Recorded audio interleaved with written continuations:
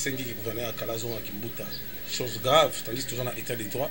Mais on voit les mêmes systèmes, il y a Kabila avec 18 ans, ça continue toujours. Le même système, c'est trop grave. Ngam na côté pas confié, ngam côté pour la quartier la tête internationale, il y a grand pas.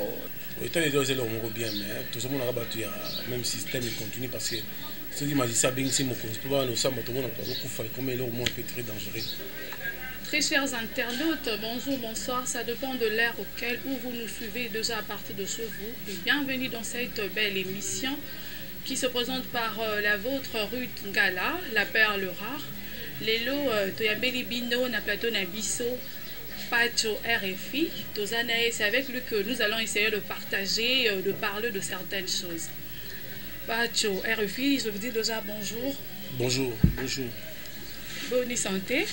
Ouais, santé ça très bien, mon gars, on est très en forme, donc bonjour, très bien. Ok. Confinement, ils ont le candé, il n'est pas dans. Confinement, ils ont le gars un peu très difficile, avec beaucoup de difficultés, nous allons les amener à casse.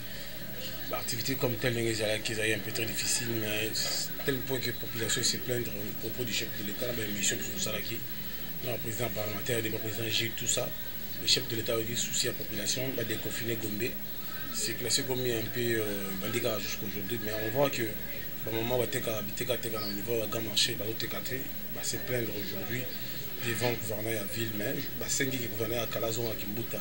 Chose grave, tandis toujours dans l'état des droits, tandis que le chef de l'État, Félix Antoine Tshisekedi Tshilombo, Antoine mais c'est propre, il avait bien dit que auto-prise en charge, dans le mandat, il doit renforcer la justice, il doit renforcer la démocratie.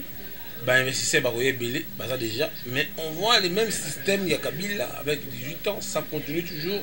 Le même système, c'est trop grave. On va dire qu'on va face au monde entier, mais on se bat en tant que Congolais, en tant que nationaliste. Tout ça, on a bagarre à bout, tout ça, parce que tout le monde le système, il y a un le soir, quand on a un temps, le soir, il faut rater pour le système, il y a un foot à 1000 ans, l'autre journée, l'objet, il y a mon colo, toute l'année, tout le monde. Ah oui. J'en profite déjà pour présenter mes condoléances à toute ma famille de la presse, tout ce qu'au père de Charlie Balaka, confrère Nabiso, c'est que témoignage de nos amis pour la matin. Bon, Charlie Balaka, c'est là qui, quand même, mon ligne, c'est passé ma meilleure moment, un moment difficile en fait, mais je dirais qu'aujourd'hui, a couffé trop tôt, parce que j'ai couffé avant qu'on fasse le AVC, mais ça, les moins forts, ils ont mis tout ça. Comment on a associé les jeunes avant, parce que je sais pas, ceux qui ont mis avant, mais ils sont en tant que bateau qui sont tous un exemplaire, parce que nous avons côté pas confié, nous avons côté pour la quartier la tête internationale, il y a grand pas, il y a le pas où il y a tout ça. On a eu ça confié, on a zoé, on a bandi boulot, on a veste, la relation côté tout le gay Mamadou, on a compris santé, on a veste bien propre. C'était pas toujours les filles, donc elle a bandit RP comme on a porte-parole et bébé il y a Kofi soit ils danser à Kofi so yo so banini tout ça on a bien yo donc il va brasser produire il va faire tout elle a côté cabis quitter quartier la terre premier ngam na sinon Charlie Bala a fait boulot ça le au moment où il s'est soumis qu'il a tenga pe faire comme journaliste à Liboso où il y a un attaqué comme journaliste pas tuer les filles. Deuxième journaliste c'était Zachary, donc aujourd'hui il n'est plus donc son moto. C'est quoi je salon de jeune bazokufa l'autre fois là nous avons kufa nani ezalaki Evelyne Kamo à Utsokende et puis lelo ton père de Soussou Charlie et salon de mais bah faut tambola na okeba bah donc so kufa va parce que biso olé tout comme on papa so bazalaki ba âge ba 80 ba 100 ba ni ba kufi tout ça ba kufa va faut milengi la faut toujours patient, vous allez toujours la discipline, vous allez toujours la concentration, pour ça la action mingi nzambe, pour respecter un peu ba règles. Il y a vie n'ingi vivara donc on met là trop longtemps pour éviter un peu des problèmes avec les gens, c'est ça. OK. Ça tu as réfléchi ngana bio plus na télé. Vous savez combien de temps na msala là? J'ai fait 21 ans en télévision avec beaucoup de succès, avec beaucoup de combats. Mais parce que dans la Bundi, parce que je ne savais pas qu'il y avait un jaloux. Je ne savais pas qu'il y avait un social. Nandimaka te que bato bakokoma méchant envers moi, même ba musicien, même ba journaliste. J'ai nature mokili parce que na mokili toye osanga na bato mususu. Ils raisonnent comme des chiens, ils raisonnent comme des maniaques, ils raisonnent comme des macaques, tout ça. Mais nous, en tant que tous vivants, il faut qu'on comprendre, la vision avancée. C'est ça, mais là, combat est vu. Il y a des années qui sont à la force, il y a des années qui sont à la pas tuer les filles. Les journalistes ont attendu un peu dans continuer dans Mboka. J'ai vu Sassou, Eduardo Santos, j'ai vu beaucoup de gens.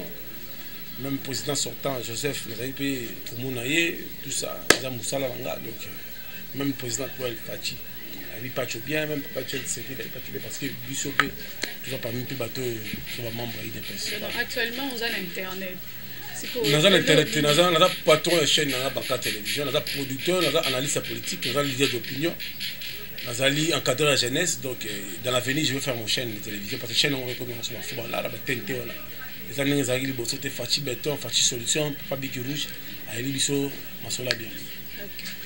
Naye be soutenir ba musicien ebele net jibe kofi me bo kabona kaka ezala ni problème ni vraiment e kozara tengana kofi to kabona tengana kofi to na bonne relation to sola rati lelo ngande jibe to sola rana été to sola rati wa bila na batu wa tasi to sola rana sote parce que ngana kotaka prison pour makambo ka ya soutenir ba musique na ye parce que ngana zoki en tant que grand frère tout ça ko tient pour ba bebele belé lui il avait jugé de soutenir camarade de Yaye peut accompagner ma vision sous à mon avis c'est important parce que c'est important il voulait me suivre même dans la place de la prison mais à part ça c'est déjà passé les choses là je peux pas revenir avec ça tout ça là qui toujours vivre bah tu bayebi que musalo n'a pas tué les finances là na BCBG bah bayebi na lelo yo za mutu tambolaka ça miko balade bah tu rebi ça est-ce que bah avancer bi bazaka ba télé ba station tout ça ils ont ils ont nature mokili rolinga mutu mais mutu un suivi dans la pensée ne mususu même ça mon ayo indigence mon tout ça mais c'est déjà les choses passées on va voir les choses dans l'avenir c'est ça pas tu as fille le lot toye parce que la relation est bien à baninga na ba journaliste il y a télé dans la relation à tout le monde mais na sa discipline pour éviter les problèmes je veux plus que qu'on s'en a trop na batu comment un peu dans moi observation 45 c'est